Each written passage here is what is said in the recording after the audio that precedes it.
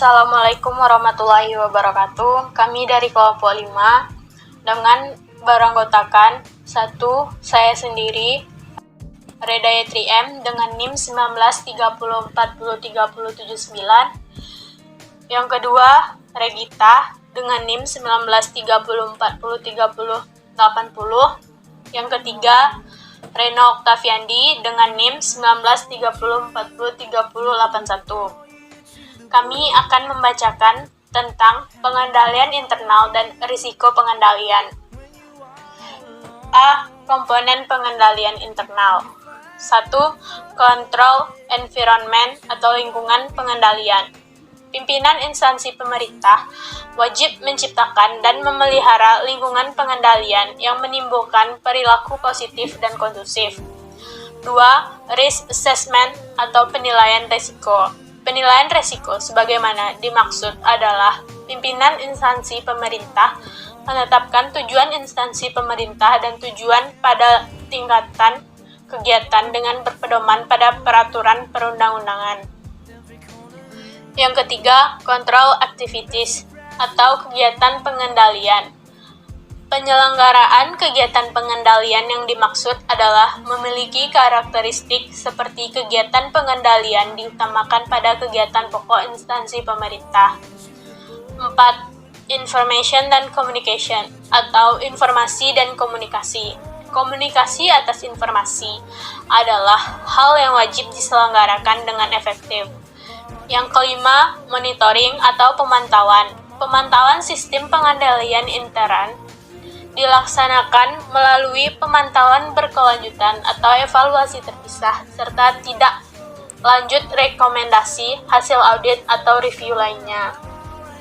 B. Prosedur untuk memperoleh pemahaman pengendalian internal.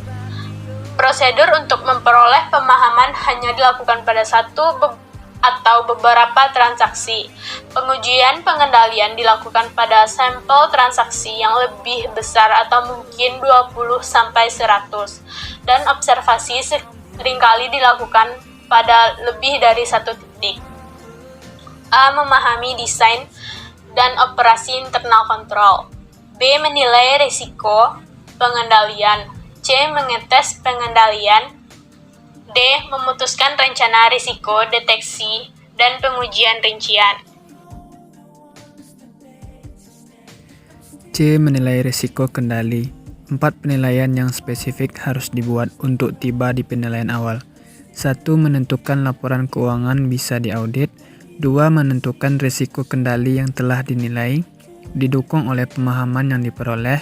3. Menilai apakah mungkin bahwa risiko kendali yang dinilai lebih rendah bisa didukung. 4. Menentukan risiko pengendalian. D. Menguji pengendalian. Menguji pengendalian. Prosedur untuk menguji efektivitas pengendalian dalam mendukung suatu risiko pengendalian yang dinilai kurang. Prosedur untuk ujian pengendalian. 1. Melakukan wawancara dengan personil klien yang sesuai. 2. Menguji dokumen, arsip dan catatan. 3. Mengamati aktivitas yang terkait dengan pengendalian. 4. Melaksanakan kembali prosedur klien. Tingkat prosedur merupakan tingkat di mana ujian pengendalian diterapkan tergantung pada nilai tingkat risiko pengendalian yang diinginkan. 1. Kepercayaan pada bukti dari audit tahun sebelumnya. 2. Pengujian kurang dari keseluruhan periode audit.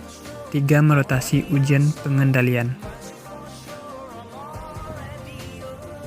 E. Hubungan risiko pengendalian dengan ruang lingkup pemeriksaan.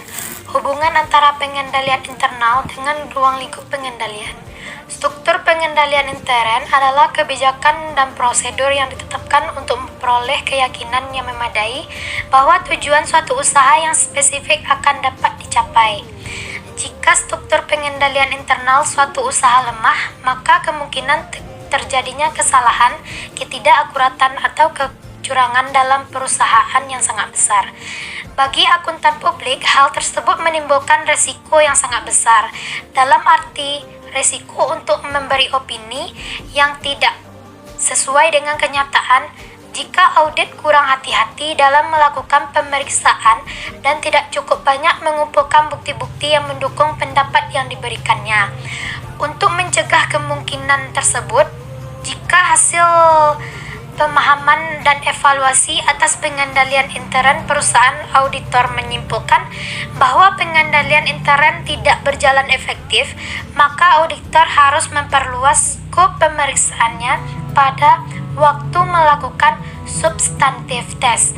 Sebaliknya, jika auditor menyimpulkan bahwa pengendalian intern berjalan efektif, maka skop pemeriksaan pada waktu melakukan substantif bisa dipersempit. Audit berbasis risiko. Audit berbasis risiko adalah metodologi pemeriksaan yang dipergunakan untuk memberikan jaminan bahwa risiko yang sudah dikelola dengan baik serta ada batasan yang telah ditentukan manajemen yang tidak berdampak terhadap tujuan perusahaan. Contoh atau ilustrasinya, menyediakan informasi posisi keuangan organisasi atau perusahaan berdasarkan prinsip-prinsip akuntansi yang berlaku dalam Indonesia. Yang kedua, memberikan keyakinan yang menjadi reasonable assurance bahwa laporan keuangan organisasi atau perusahaan menggambarkan kondisi yang sebenarnya. Tool atau Atlas adalah aplikasi sebagai sarana untuk menjalankan prosedur audit dan mendokumentasikan hasilnya sebagai dasar dalam pemberian opini. Upaya ini merupakan salah satu bentuk inisiasi untuk meningkatkan kualitas audit.